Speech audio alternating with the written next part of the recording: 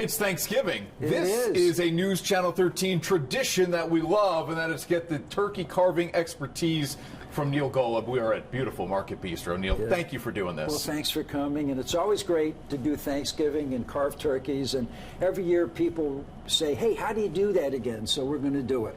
First of all, yes. Tell me how I know when the turkey is done and ready to be carved. Great question. A number of years ago, some genius came up with this idea of a pop-up timer, and they put them in the turkey when they're processing them, and when it gets to 164 degrees, it pops up just like that. And all you have to do is just pull it out and throw it away.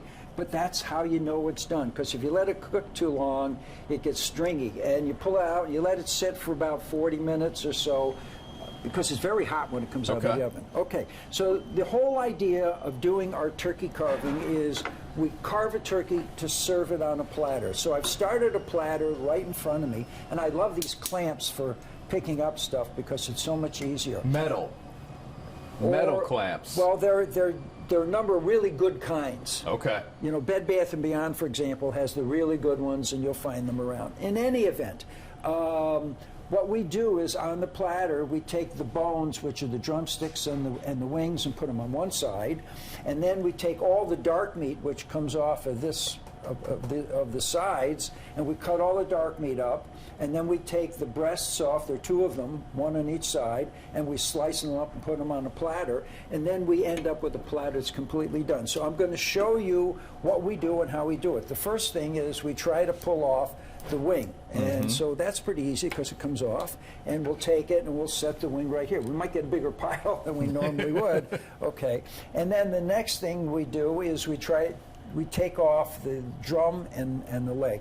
So we cut down through the skin right there, and this actually is pretty easy to get off because all you really need is one, just if you hit it in the right spot, just like boom, the whole thing will come off very easily in one little thing. All I did is hit it like, just boom like that, and it comes right off. Now, we use the handle to carve off the dark meat, because this is where the dark meat is. The drum is tougher dark meat, but the rest of it, the thigh, is where the really good stuff is. And so we cut that right down through the joint. We split the joint, and we use the cutting board as leverage, and we take off the dark meat, both sides. And when you see, it's so easy to find the joint, and it comes right off. And then off the bone, we'll take the rest of the dark meat, because we're going to cut it up and put it on the platter right in front of us. Okay, I got a bone bowl for my daughter who loves to make soup, and she says, "Don't forget, Dad." Okay, so then we cut up the dark meat, and we cut it in nice slices, because people who love dark meat don't like it all scratched up and kind of chewed away. And I have this wonderful spatula, big one. And what I do is I take the dark meat and I put it on the platter. Right, you're leaving it all there. As you said, you're not picking through the dark meat. Nope. We've cut it up, sliced it up very nicely, and there we've got all of this stuff sitting right there ready to go. And we have one drumstick, and so we'll stick this drumstick over here like that. It's a little bigger platter, but it gives you an idea what it's trying to do. Now, the next thing we want to do is take off the white meat, which is the breast. And if you look over here for a second, this is kind of interesting. There's a bone across the top. That's called the keel bone. It's like your breastbone, okay? And the idea is that bone goes all the way down. So the idea here is that if we cut in on the side just above the wing, we just cut in, straight in, and then if we follow the bone, if we follow that bone all the way up, it comes out without a problem. You don't go out like that, you can hurt somebody. But, yeah, but that's the way you do it. And because so, how many amateurs, Neil, would want to cut from the middle? A lot of people try to cut the turkey this way through the bone. You can't cut through the bone. You know, you can't do that. All right, so here's how we get at that. For to take the breast off, here's the wing bone right here. We cut in straight in, and we go right to the bone. Okay. Then the next thing we do is, if you look right on top of the bone, you find the bone, and you make a cut down, right down through where the bone is, right next to it. You let the knife just rest right up against the bone, and let the bone guide you. And we've already got this breast coming off a little bit. You can see there's a cut right there. And then the next thing we do, and I'll turn it around this way so you can see, we've got this cut in here like this, is we bring the knife up and we follow the bone all the way up. But sometimes it takes just a little bit of doing. But what's nice about it, it always works the same way because turkeys are always grown exactly.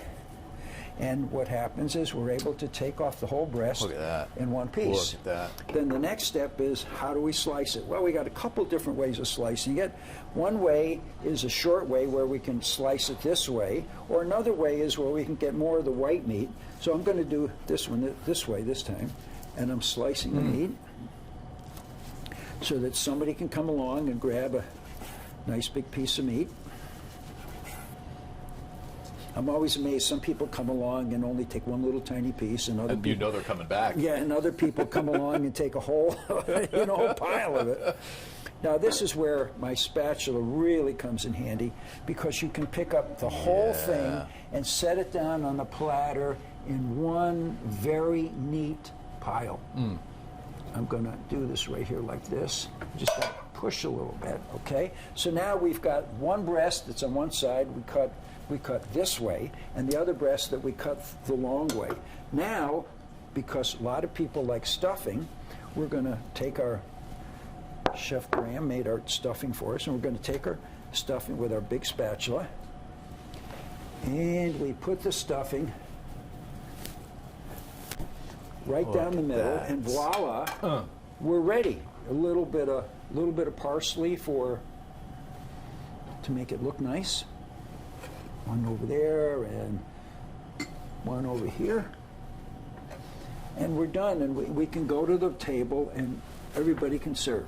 Now you're going to be home for the first time. I know this for a fact. You're going to be home for the first time in a long time, right? And you've just been trained in how to carve the family turkey. Can I just take that with me? Sure, go ahead.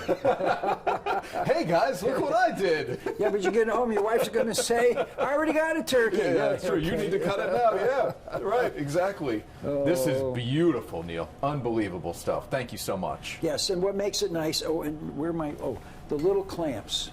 Watch this, fans. When you take a piece of turkey, you can take it with these little clamps, whether it's stuffing or whether it's a wing, it picks up. These clamps are worth their weight in gold. If you don't have one, get one today. Instead of stabbing a fork into the meat, right? Yes. And that's it. Happy Thanksgiving. He makes it look easy.